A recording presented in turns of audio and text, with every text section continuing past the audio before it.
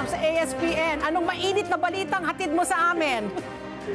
Magandang umaga po sa inyo at sa ating mga taga-subaybay sa ESPN. Ngayon nga ay easterlies, yung nakapekto sa bansa. Itong easterlies, ito nga yung mainit na hangin galing sa karagatang Pasipiko. Pero ngayong araw, ito ay nagdadala ng maulap na papawirin at mga kalat-kalat na pag-ulan, pagkidlat pagkulog sa Bicol Region, Eastern Visayas, Caraga at Davao Region. Kung dito naman sa atin sa Metro Manila at nalalabing bahagi ng bansa, partly cloudy to cloudy skies at may mga tsansa ng mga localized thunderstorms, lalo na tuwing hapon at gabi. So kahit mas magandang panahon sa atin sa Metro Manila and the rest of the country, kailangan pa nga rin natin mag-ingat dahil kung magiging mainit yung panahon, ay wag na muna tayong lumabas lalo na kung tanghali. Wala naman tayong nakataas na gale warning sa kahit na anong dagat baybayin ng ating bansa, pero ingat pa rin sa papalaot sa silangang bahagi ng Visayas at Mindanao dahil magiging katamtaman hanggang sa maalon ng karagatan. Wala naman tayong namomonitor na low pressure area or bagyo sa loob or malapit sa ating Philippine Area of Responsibility.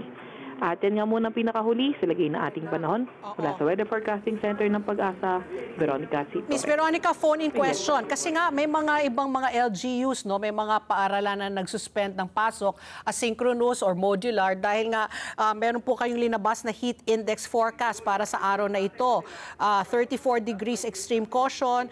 Bukas, today, March 3, 46 degrees po, danger na po.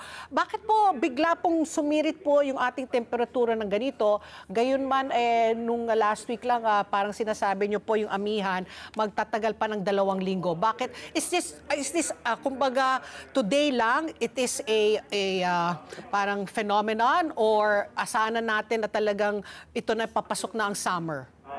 Opo, sa ngayon naman kasi, although tama naman po na ang amihan ay posibleng tumagal ng 2nd to 3rd week ng March, pero yung areas kasi na hindi affected ng amihan, posibleng makaranas ng mainit na panahon.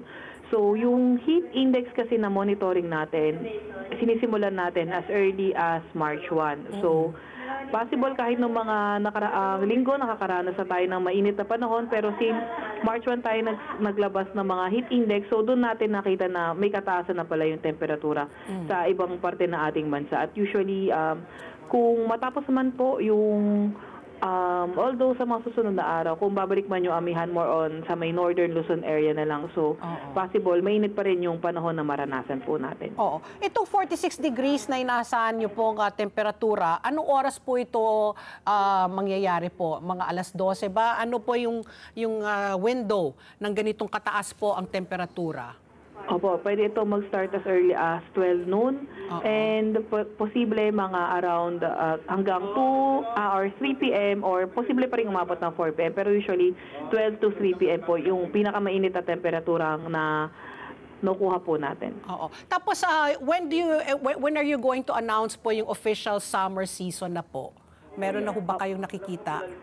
Opo. So kapag nakita na hindi na nakaka-apekto yung amihan sa bansa natin, usually 2nd to 3rd week po mag-a-announce yung ating mga kasamahang climatologists na tapos na po yung amihan season at papunta na po tayo sa dry season. Okay. So tomorrow ba maasahan natin na medyo ganito ng katataas na rin po ang ating temperatura? Pataas po ang sansa na may kainitan pa rin po bukas. Let's get together, Sunnet 25, Sunnet 25.